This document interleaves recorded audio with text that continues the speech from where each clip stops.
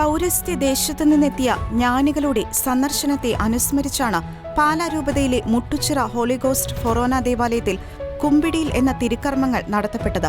റാസ കുർബാനയുടെ സമാപനത്തിൽ കരോട്ടെ വിശുദ്ധ സെബസ്ത്യാനോസിന്റെ ദേവാലയത്തിൽ നിന്നും പൂജരാജാക്കന്മാരായ കാസ്പർ, മെൽക്കിയോർ, ബെൽത്താസർ എന്നിവരുടെ തിരുസ്വരൂപങ്ങൾ ഉൾക്കൊള്ളുന്ന രൂപക്കൂടുമായി പ്രദക്ഷിണം ആരംഭിച്ചു.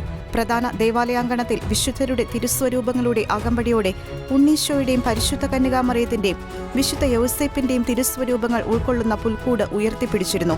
കൃത്യം 1 മണിക്ക് പൂജരാജാക്കന്മാരെയും സംവഹിച്ചുകൊണ്ടുള്ള പ്രദക്ഷിണം പ്രധാന ദേവാലയ അങ്കണത്തിലെത്തിയപ്പോൾ കുമ്പിടിയിൽ എന്ന ഭക്തിസാന്ദ്രമായ ശുശ്രൂഷ നടത്തപ്പെട്ടു.